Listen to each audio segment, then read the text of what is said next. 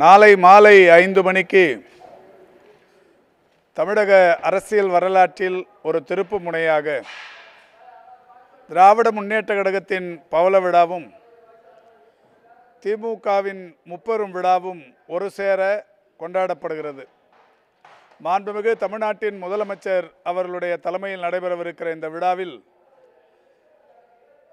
தமிழ்நாடு முழுவதிலுமிருந்து திராவிட முன்னேற்ற கழகத்தைச் சேர்ந்தவர்களும் திமுகவின் ஆதரவாளர்களும் பற்றாளர்களும் பொதுமக்களும் தன்னார்வலர்களும் என்று லட்சக்கணக்கானோர் பங்கேற்கவிருக்கிறார்கள். YMCA நந்தனம் YMCAவில் அமைந்திருக்கிற இந்த பிரம்மாண்ட மேடை பந்தல் வளாகம் என்பது பல்வேறு வரலாற்று சிறப்புகளை உள்ளடக்கிய ஒன்று. 2017ஆம் ஆண்டு இதே இடத்தில்தான் இதே மேடையிலிருந்துதான் முத்தமிழறிஞர் கலைஞரின் மூத்த பிள்ளை முரசொலியின் பவள விழா மிக சிறப்பாக நடத்தப்பட்டது.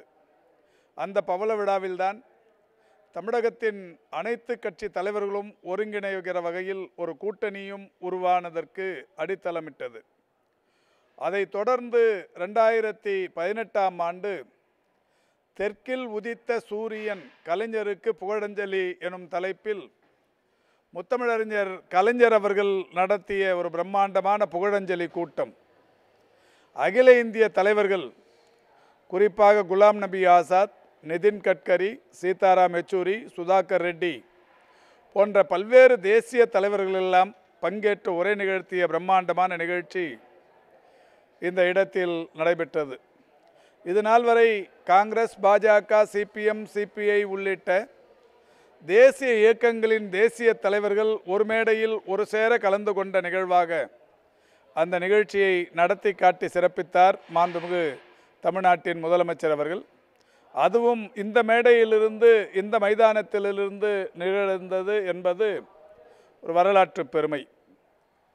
தொடர்ந்து 2019ஆம் ஆண்டு தமிழ்நாடு முழுவதிலும் நாடாளுமன்ற தேர்தலில் 39 இடங்களை வெற்றி வாகை சூடிய நாடாளுமன்ற உறுப்பினர்கள், இடைத்தேர்தல்களில் வெற்றி பெற்ற சட்டமன்ற உறுப்பினர்களுக்கு பாராட்டும், முத்தமிழறிஞர் கலைஞருக்கு 96வது பிறந்த நாள் விழாவும், தமிழக வாக்காளர்களுக்கு நன்றி அறிவிப்பும் என்கின்ற வகையில் நடைபெற்ற ஒரு பிரம்மாண்டமான நிகழ்ச்சியில் நம்முடைய மாண்புமிகு தமிழ்நாட்டின் இன்றைய முதல்வர் அவர்களும் வணக்கத்திற்குரிய திமுக கழகத்தின் பொதுச் செயலாளராக இருந்த பேராசிரியர் பெருமகனாரும் தமிழகத்தின் அனைத்து கட்சி தலைவர்களும் பங்கேற்று உரை நிகழ்த்தி தமிழக வாக்காளர்களுக்கு நன்றியை தெரிவித்தார்கள்.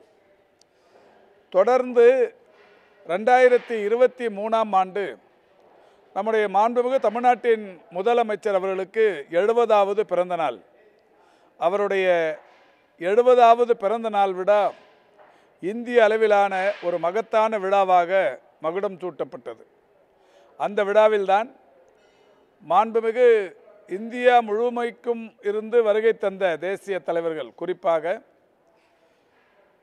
தேஜஸ்வி யாதவ், அகிலேஷ் யாதவ், பரூக் அப்துல்லா, காங்கிரஸ் பேர் இயக்கத்தின் தலைவர் கார்கே போன்ற தேசிய தலைவர்கள் எல்லாம் ஒன்று கூடி ஒரு மிகப்பெரிய விழா நடத்தப்பட்டது. அந்த விழாவில்தான் நம்முடைய மாண்புமிகு தமிழ்நாட்டின் முதலமைச்சர் அவருடைய அரசியல் மதிநுட்பங்களுக்கும் அவருடைய வியூகங்களுக்கும் கிடைத்த ஒரு மகத்தான வெற்றியாக இந்தியா கூட்டணி உருவானதற்கான கால்கோல் விழாவாக அந்த விழா நடந்தது.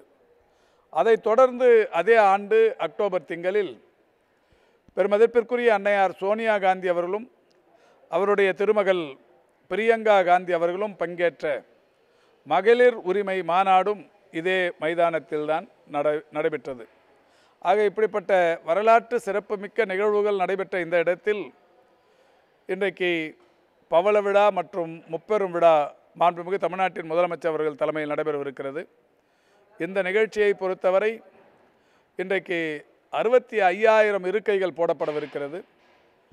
நின்று உட்கார்ந்து இருக்கைகள் இல்லாமல் பார்ப்பவர்களுடைய எண்ணிக்கை ஒரு 50,000ஐ கடக்கவிருக்கிறது. ஆக 1 லட்சத்தையும் தாண்டியவர்கள் பங்கேற்கிற வகையிலான ஒரு பிரம்மாண்டமான விழாவாக இது வடிவமைக்கப்பட்டிருக்கிறது. 15,000 சுத்திகரிக்கப்பட்ட குடிநீர் தொட்டிகளும் 15,000 லிட்டர் அளவுக்கு சுத்திகரிக்கப்பட்ட குடிநீர் தொட்டிகளும் கழிவறைகள், ஓய்வறைகள் போன்ற பல்வேறு வசதிகளும் திமு கழகத்தின் வரலாற்றில் சந்தித்த சோதனைகள், சாதித்த சாதனைகள் என்று அனைத்து விவரங்களும் ஒரு 500 பதாகைகளுடன் கூடிய ஒரு கண்காட்சி திடலாகவே இந்த மைதானம் இன்றைக்கு அமைந்திருக்கிறது. இதோடு மட்டுமல்லாது 5000த்திற்கும் மேற்பட்ட வாழை மரங்கள் பசுமை வணக்கம் செலுத்தி வருபவர்களை வரவேற்க காத்திருக்க போகிறது. இப்படி பல்வேறு சிறப்புகளை உள்ளடக்கி இருக்கிற இந்த மாநாட்டில் இன்னும் ஒரு அதிசயமாய் அதிநவீன தொழில்நுட்பத்தின் ஒரு மிகப்பெரிய வளர்ச்சியாய் நம்முடைய முத்துவேல் கருணாநிதி ஸ்டாலின் அவர்களை முத்தமிழறிஞர் கலைஞர் அவர்கள் நேரில் வந்து வாழ்த்தவிருக்கிறார்கள்.